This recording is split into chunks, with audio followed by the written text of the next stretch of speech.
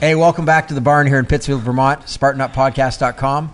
I've got Dr. Nye, the science guy. Yes, very nice. Nice. Colonel Nye, the Dr. military Nye's guy. We've got Sephra, the medicine woman. Yeah, kind of sounds like Mallelollo. Oh, that's the And we got Joe Sena, who needs no introduction. I'm Johnny Waite. Behind the camera is Marion, our guru producer. And but in front of the camera on this one is a guy named, first name Austin Malleolo. Really interesting, cool guy. Crossfitter. He talks about where he went from nothing to CrossFit elite status, super elite status. And but the really cool thing you're going to find out in this, I'm not going to tell, but just he was a badass youth, got in a lot of trouble. He got sent away into the wilderness to get things back on track, and it's a pretty incredible story about what he learned. And there's one moment and there's one sentence that changed everything, and so it was very interesting for me to learn that moment and how you can take somebody that's going in the wrong direction and put them in the right direction. Yeah, and what it takes to turn that around. Yeah. So cool. Let's go look at it. All right, we are here with Austin Malleolo. Did I nail that? Close. Italian. Yes. All right, here at Reebok CrossFit 1 in Canton, Mass. Yep. And you're the head trainer here. Yeah, this is my home. You're a level 1, level 2, a level 3, yeah. Nice. Level 3 trainer, yeah. Is that the best? There's actually a level 4, but the only way to have a level 4 now is to have done the old level 2 back in the day. So once the level 4 gets launched, I'll hopefully be able to. You gotta grab it right away. That's the goal. You gotta have it. Yeah. And then you have your own CrossFit gym, not too far away from here. Yeah, right down the road in Needham. Yeah, CrossFit One Nation. Nice. So. And then you're also a CrossFit competitor. Yeah. You just qualified again for the 5th. Yeah, my 5th CrossFit Games as an individual. Yeah. So how the hell do you manage all of that? Like running a business, coming here and train? Because every time I come here, you're training. Yeah. Right. And then you're training yourself. So what do you do? You don't sleep? Yeah. Right. It's balance is one of those words that I struggle with. It's like you said, CrossFit's a part of my life, and it's what I do. I mean, I work for CrossFit on the weekends. I travel around and do seminars, and I run the gym here. And in the mornings and nights, I'll run over to CrossFit One Nation and make sure that we're doing what we need to do over there. And I always say that when I feel like it's a job, I'll stop doing it. Right. I love what I do, and it's a passion, and it's fun, and every day I'm invigorated to just do what I'm doing, and that's what allows me to do it. And it's not work. It's a hobby that's dubbed a job. Do you need an alarm clock, or you just wake up? Yeah, wake up. Yeah, never set an alarm clock. Nice. What time are you up in the morning?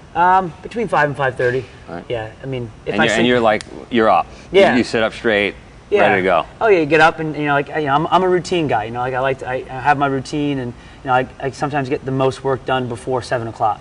Make a cup of coffee, and then I'll just get stuff done. But when it's quiet and I can just my mind is as clear as it can be. So you always like this? I mean, because we're trying to define with this podcast, what is it that makes somebody successful? What are those attributes? Can they be learned, or are they born? Yeah.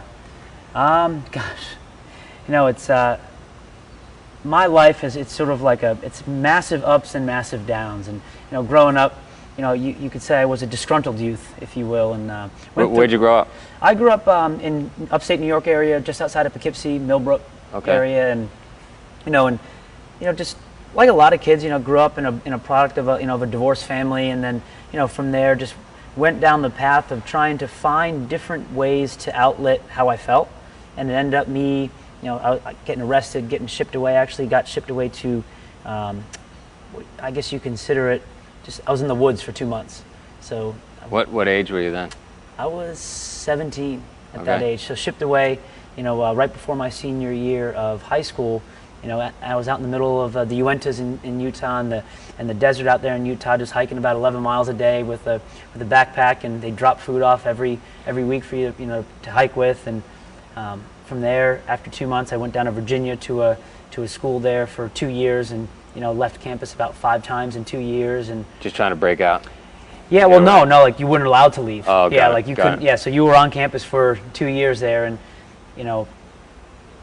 and then graduated from there, went to school when I was going up to college, and again, wrong place, wrong time. Got kicked out of college for being in the wrong place at the wrong time, and hanging out with the wrong type of people. Were you obviously you were fit when you were doing 11 miles a day in the woods? Yeah, I was up. That was forced fitness. Yeah, but it was funny. Like growing up, I played hockey, football, and lacrosse, and that, my dad told me, he's like, son, you're never going to be the biggest guy in the field. I've been 5'5" for a while.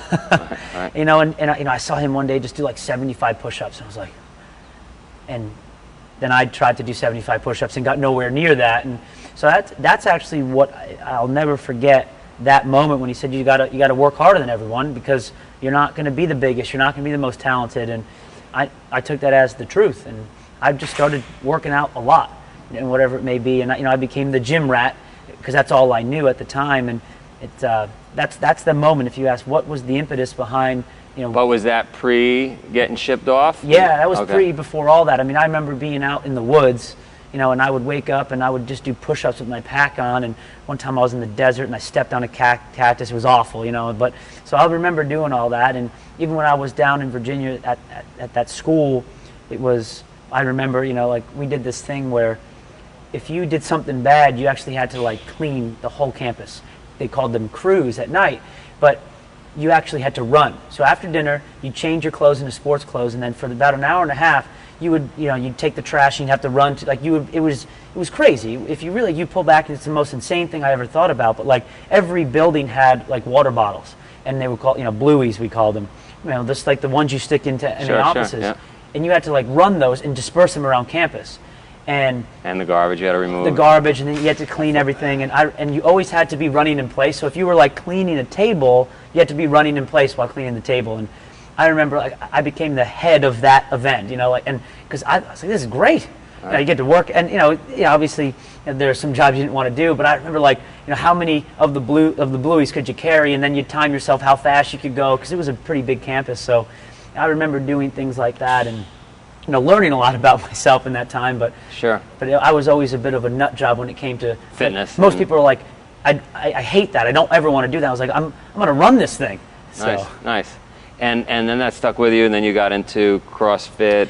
Yeah. So ironically enough, life works in mysterious ways. When I got kicked out of school, I came back home to around Poughkeepsie area, and I was working construction for about 5 or 6 years, in between summers and whatnot. And Which must have felt good, because you love the fitness stuff. Yeah, right? I loved, Right. I liked building things and making things. It was fun, and I learned a lot. And I also got, I was going to school for exercise science, so I got a personal trainer certificate throughout that time. And so when I was working construction, I would just apply at all sorts of gyms to be a trainer, and one place bit, and I started to train there. So I moved from construction to training, and I'll never forget, it was at that gym where one of the other trainers said, you gotta try this CrossFit thing. I was like, sure. He was like one of the veteran trainers. He listened to him. And I did the workout called Fran, 21-15-9 thrusters and pull-ups. And I was like, 95 pounds is light, and 5 minutes later, my head's in a garbage can. I'm throwing up, just what I needed at the time, and Sure. it buried me. And that's when I found out about it. 2 days later, I opened up 2 credit cards so I could pay for my seminar, and I downloaded every journal article that the CrossFit Journal had, and that was the start.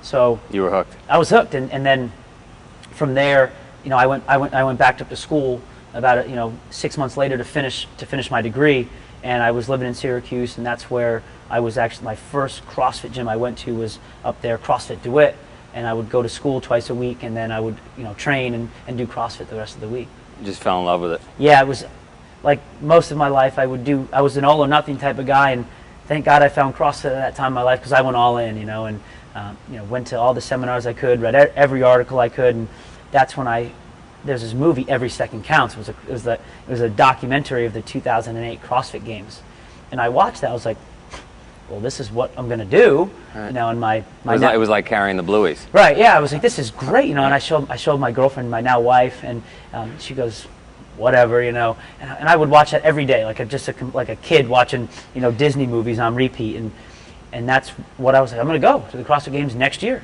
And I remember I bought the program from the 2009 Games, because that's when I started to follow it, and I kind of started following the athletes, and then that was what I started training for. And when was the first games you went? 2010? Yeah, 2010. How'd you do? I was my best finish actually ever. I finished 6th that year. Wow. Yeah. So. Congrats. Yeah, that was a good year. It was one of those, again, just I kind of looked around. I was like, how did I get here? And then 3 days later, the dust settled, and probably one of the biggest events of my life, because I met a lot of people that are now some of my best friends, and met a lot of people at CrossFit, so it's pretty cool.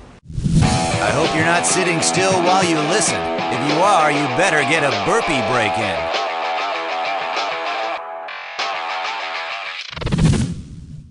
But you had, I mean, that wasn't the first success, right? Because you got through school, even though you went off track. Oh yeah. I mean, you kept nailing some things, even though you were off track. You kept coming back. Yeah, when I got kicked out of college, I think it was one of the biggest. That was a big turning point in my life, because that's the first time I think I realized for me that I was in complete control of everything I did. Who I hung out with, what I did, who I was with, what I said, everything was my fault. And I realized that at that moment, that I had no one else to blame, and that I was in control of everything I did and who I was around, and all of those decisions were my own. And I told myself at that moment in time that I will never put myself in a position that I couldn't control. That's what I told myself, and because it. Was that somebody talking to you, or you just realized it? It was me realizing, because I looked back over my life, and I realized that I could have avoided a lot of the BS that I put myself through, and I was embarrassed. There's a lot of emotions around it where, at that moment in time, that no matter what the reason being, whether it was right or wrong, it happened, and I had to tell people that, and I never wanted that feeling again. And it was one of those moments where when people ask me, like, so I don't really drink anymore. People are like, why don't you? I'm like, because I don't find any value in it. I spent a lot of my life doing stupid things, and that was a part of what I was doing when I was being stupid, and that's why I don't do it anymore. Yeah. I got nothing against it. It's just because I want to be in complete control of myself at all times, and that's something I can control. And so we are two people that have the same opinion on that subject. Yeah, it's. So we're a minority. Yeah, and that's what I. Especially in Boston. Oh yeah, most places. And that's just. It derives from that belief of I want to be in complete control of who I am, what I'm doing, and what I'm saying at all times, because I made enough mistakes early on. Well, you understood accountability at that moment in time. Yeah. You became accountable. Yeah. And not everybody has that wake-up moment. Ever. Yeah. Yeah, and it's... you got lucky. I did, and I usually, I equate a lot of it to my father and my dad, who stuck by me, and he's the one who set me away. He's the one who sent me to that school, who stood by me through all of my BS. And I pull back and I often think to myself, like, how did you not just kick me to the curb and say you're an idiot after the fourth or fifth time? And it's one of those things where if there's someone that has been a role model for me throughout my whole life, is him. And I always think people are always like, oh, like, when are you going to have kids? And I always tell myself when I'm ready. Because if I can be as half as good as father as my dad was, I need to be prepared for that. And there's been some studies done recently that everybody needs somebody in their corner. Yeah. Right, and that's what you had. You had somebody in your corner, thick and thin. And I met a lot of people when I was in the woods and down in Virginia. I met a lot of people that didn't have that, and I can't tell you.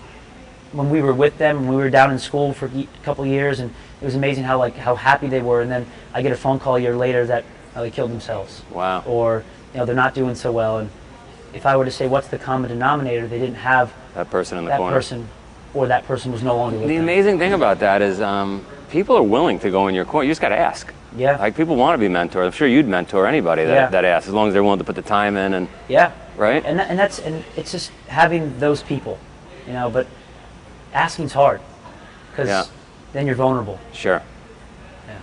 Well, you have a CrossFit class. It looks like that's about to start. Yeah, they're coming in. They're trying to be quiet, but most CrossFitters aren't quiet. Let's talk one more second. You're going to the games in the next 30 days. Yeah, within about a month or so. Tell us about your training. What are you doing leading up to that? Pretty much everything. So classic CrossFit. What you normally see in any CrossFit gym, but then plus anything outside of the gym. So we'll be running up mountains, running in the ocean, running on the beach, getting a lot more of the world outside of the gym, because the CrossFit Games generally tests your athleticism. It tests how well can you apply what you've done all year into other things.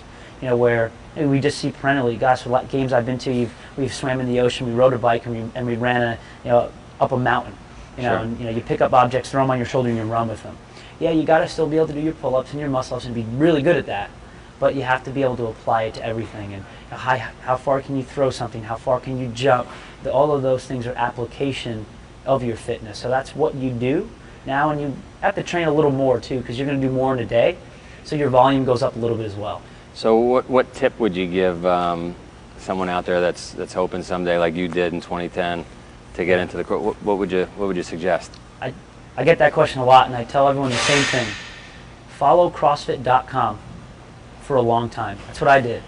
And do it with people that are better than you. Right. And when you can do that, every workout that comes out of CrossFit.com with ease, now you can start to add extra stuff in. But when I first started, that was, you want to do CrossFit, you follow CrossFit.com, and then over the time you start to add more and more in, but it takes time. You know, and I think a lot of people see the end state and like, I want to get there in a year. It's a different game. Sure. You know, and you have to build yourself up, or else you'll break yourself down before you're able to build yourself up. But it's a long game. Yeah, it is, and the sport's only getting more advanced, and the depth is only getting deeper, and people have been doing this for years now, and you're seeing it. People have been training for 2 or 3 years, and now just making it to the CrossFit Games, and that's 2 or 3 years. Sure. That's just not 6 months. Where, 6 years ago when I first started, a lot of people are starting out new. It's a different sport now. I want to show the video of what got you into this year's games. Can you describe what happened there? Yeah. So a little backstory is last year I didn't make the CrossFit Games, and the big driving force was behind that is I had a third lift, which was a snatch, and I missed it. So for about 364 days, I've had that thought on my mind that I should have made that lift, and I didn't, and that kept me from going last year. And so this year, ironically enough, the snatch came back. And but what do you do when you're not good at something? You get better at it. And I snatched probably every single day of my life until since that. Yeah, right. Getting better at that stuff. And I had to make a lift. And you had walked on your hands. Yeah. So the event was you had to pretty much walk 250 feet as fast as you could on your hands. And I was able to come in second overall in that event. So in about 90 seconds, which was good for me. And then you rested about 1 minute and 40 seconds, and then you had 2 attempts to do a 1 rep max snatch. So, I knew my first attempt was going to be 225, and I actually missed my first attempt, but you could hit it again. You had a 20-second window, and I hit it. That was a big relief. And then from there, I needed to jump. My original plan was 245 pounds, because that's a big lift for me, but I knew I could do it. In the tunnel right before I went out, I heard a bunch of people hitting 245. I was like, well, I got to hit 246, because what's the sense of tying people? You got to beat them. And so I put 246 on, and what was going through your head? To be honest with you, I think I blacked out. It's one of those things where, it's when a culmination of an entire year. You put your hands on the bar and you go through your setup, and it's just one moment. Yes, it gives me goosebumps just thinking about. And I just said, you just put your life into the bar at that moment. Right. And I hit it. I stood up with it, and I looked at my judge to make I wanted to see this was good. And then after that, it's just like I was literally the happiest I've ever been in any level of competition, because the lift was great, but it's what led up for the lift. And then I looked up and I saw the whole crew, that everyone was there supporting me, and they were all fired up, and it was and then apparently I jumped. I think I PR'd my vertical leap. I don't think I'll ever jump as high in my life, but I saw the video. It was awesome. Yeah, and we're gonna play it. That's awesome. Yeah, it was that if anything, it wasn't a lot of weight compared to everyone else, but to me, it's what I needed to do, because if I hit 245, I wouldn't have gone to the game. Really? It was 1 pound. Yeah. So nice. 1 pound does matter. Had you not heard everybody in the tunnel, would you have chosen 245? I don't know. I mean, I don't know. But that's part of competitions. You have to be aware of others. Sure. So. Good stuff. That was awesome. Cool. Thank you. All right, good luck. What do you guys think? Do you like him? Yeah, I like that guy a lot. The documentary he referred to, that he saw every second counts, that's what got me into CrossFit, which got me into shape coming down to your races.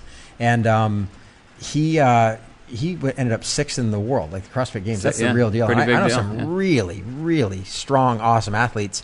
They might go to the regionals, but I personally don't know anyone other than him who's been to the games. So he's the real deal. But the cool thing about it is he sort of carved his way there, right? Like, he wasn't on the right track. He's not a big guy. He jokes about, I'm never going to be the tallest, I'm never going to be the strongest. But he probably works the hardest. Yeah, Persistence. What'd you think about his rough and tumble youth there, where he got thrown around and. Yeah, I mean, I personally identified. I don't want to make it sound like I was as far gone as he was probably, but I wasn't a model citizen at that age myself. So. Well, you were living in biker bars or something. Yeah, well, right? I used to own one, but Really? yes, and before I joined the Marine Corps, I had a few arrests under my belt and the rest of that kind of stuff, for fighting and a lot of those kind of things. But I never had to go off into a school, as he called it, out into the wilderness to kind of get my head right. Well, you did it in the military. That's right. Yeah. But I mean, exactly. But listen, so he's talking about he's out there and he's got to survive by his own, and they're dropping in the stuff. So he's basically doing an adventure race kind of thing, or having one of these vision quests that you talked about later. But it didn't seem like even that got his attention fully, because then he talked about later having to go to another school down in Virginia. And I really love where he talked about having to run to clean the tables, and you run in place and then you run to do whatever. And I was wondering if that school still exists or where it is, because you should go visit. You know, I know. They'd love to have you down there, but I would love a school like that. Something finally got his attention. Durance hospitality, like you said. Well, it was that one moment, right, where he said, "Hang on a second, I'm accountable." Because I think when we're not having the best of luck, whoever we are, we tend to blame it on something else, right? Yep. But he became accountable for whatever reason at one moment, and that's what changed everything. Yeah. He realized that he's responsible for everything that happens. Yeah. And even if something happens that wasn't what he planned, he's also fully responsible for how he reacts to that, and that he actually had an active part in everything. That's amazing. Yeah. I think you said earlier, we talked about responsible, and you said the ability to respond. And that's the difference when you become a real actualized human being, is you realize that you're able to respond, not react, but I'm going to choose my response to everything that happens to me. Mm-hmm. You guys here, you obviously watched this story of this last regionals where he's trying to get into this year's CrossFit Games. Yeah, incredible. The 1 pound? He needed 1 pound extra and didn't know if he can get it. And he had failed. He said he failed last year, and he was not going to fail again. And he said for that second, he's holding his breath, his heart stops, and everything is dependent on whether he's going to get this up and over his head, and he does. And hopefully Marion can figure out a way to edit this in, but he is jumping around doing backflips when he nails it. Yeah. So pretty exciting stuff. That's cool. Well, I mean, nothing unusual for you. You're a gym rat. No. Those guys are incredible. I can't. I've tried doing a couple of those things. I'm too. No, but I mean, like if you're bench pressing 350, 450, whatever it is, you knock out. Where do you come up with these things? Where do you come up with these things? It's incredible to me. My birthday will be coming up here soon. Yeah. And every year on my birthday, just so I stay consistent, I bench 300 on my birthday. That's kind of my. That's my. That's the warm up. No, I mean, again, it starts to hurt. Could you do me a favor? Can you bench press 300 on my birthday as well? I'd really appreciate it. Mine too. So I mean, I've been above that, but not recently. Yeah. Recently being many years. So anyway, listen, you get that one moment and that pure focus, and he settles himself and he's able to do it. It feels great. I mean, it's like hitting a home run or dunking a ball. I mean, that's what he's focusing on, and that's what he accomplished. And that shot or that lift or whatever propelled him to the next level. Well, he's in the games now, right? And we'll see how he's going to do any day here. And what I love about Spartan Race and I love about some of the other events is it gets us out of the gym. So it's like take all those things you learned, that rope climb, that ability to run, throw, jump, and actually go do something with it. Mm-hmm. And so activate it. Yeah. We like to test to see how you're living your life. For show notes, video, and audio of this episode, visit SpartanUpPodcast.com/050. Thank you for listening to another epic story of success. Follow us on Twitter at SpartanUpPod. Spartan Up Podcast is brought to you by Spartan Race. Sign up for daily workout emails at Spartan.com.